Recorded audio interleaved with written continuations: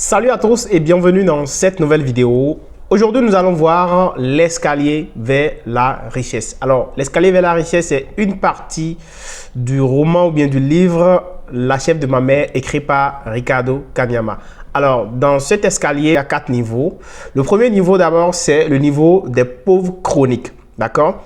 Le niveau des pauvres chroniques. Ensuite, nous avons le niveau des pauvres équilibrés, le niveau des pauvres moyens et le niveau des riches. Alors, pourquoi je vous en parle? C'est parce que c'est très important en matière d'éducation financière, de gestion de nos finances. Alors, les pauvres chroniques, c'est qui? Les pauvres chroniques, c'est des personnes qui dépensent plus que ce qu'elles gagnent. C'est-à-dire, si la personne gagne 100 000 francs CFA, eh bien, la personne peut dépenser 150 000 francs CFA. Ça veut dire que la personne sera obligée de faire des prêts, de s'endetter, d'escroquer des gens pour pouvoir tenir dans le mois, espérant ensuite que son salaire revienne à la fin du mois. La deuxième catégorie de personnes, ce sont les pauvres équilibrés. Alors, quand on parle de pauvres équilibrés ici, c'est des personnes qui ont des revenus égaux à leurs dépenses. Ça veut dire que la personne gagne 200 000 francs CFA le mois, par exemple, et dépense l'intégralité de ce qu'elle gagne dans le mois. Cette catégorie de personnes n'est pas vraiment à conseiller, ni la première catégorie d'ailleurs, parce que vous ne pouvez pas être dans cette catégorie et espérer vous en sortir financièrement. La troisième catégorie, c'est la catégorie des pauvres moyens. Alors, les pauvres moyens, c'est qui? C'est des personnes qui, quand vous prenez leurs ressources, leurs revenus, alors les revenus ici sont égaux aux dépenses plus des économies pour atteindre des objectifs. C'est des personnes qui sont vraiment un peu très différentes des deux autres catégories que nous avons vues. Ici, ces personnes n'ont pas de dette, ces personnes ne font pas de prêts, ces personnes ne sont pas pauvres dans la réalité. C'est des personnes qui mettent de côté des économies, qui font des économies pour atteindre, pour réaliser des objectifs. Par exemple, acheter une moto, acheter une maison ou bien construire une maison, acheter une voiture.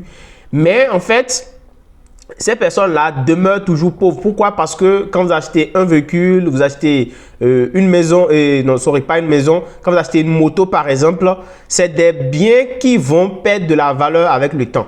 D'accord? Moto, véhicule, c'est des biens qui vont perdre de la valeur avec le temps. Donc, ces personnes, c'est la catégorie des retraités par exemple. Vous travaillez toute votre vie, vous achetez un véhicule et puis vous êtes à la retraite. Si vous n'avez pas des sources de revenus, en fait, les biens que vous avez acquis, vous n'arrivez même plus à les entretenir et ces biens ne vous rapportent plus du tout d'argent. Vous êtes obligé même de dépenser dedans. Donc, vous demeurez toujours pauvre malgré que vous avez acquis, vous avez acheté une maison, vous avez construit une maison dans laquelle vous habitez parce que en fait, vous avez juste construit pour habiter et ça ne vous rapporte vraiment absolument rien. Donc, du coup, vous demeurez pauvre. La dernière catégorie, c'est la catégorie des riches. Selon Ricardo Kanyama, cette catégorie de personnes, c'est ceux-là qui ne font que investir. Ils investissent au moins le 1/10 de ce qu'ils gagnent. Et ça, c'est très, très important. Le principe du 1/10. Investir, vaille que vaille, ce que vous gagnez. C'est-à-dire, ils économisent, ils investissent.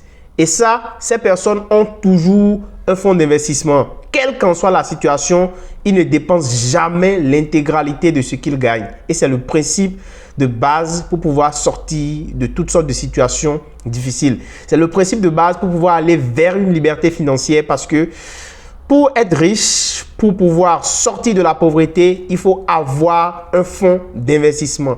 Et c'est la lutte pour économiser, pour mettre de côté ce fonds d'investissement qu'il faut donc effectuer chaque jour. Et c'est ce que l'auteur du livre La chef de ma mère a enseigné avec une sagesse africaine en partant bien sûr de l'histoire de la chèvre que sa mère a conservée vaille que vaille. Et c'est cette chèvre qui a donc conduit à un troupeau qui leur a permis de sortir donc de cette misère.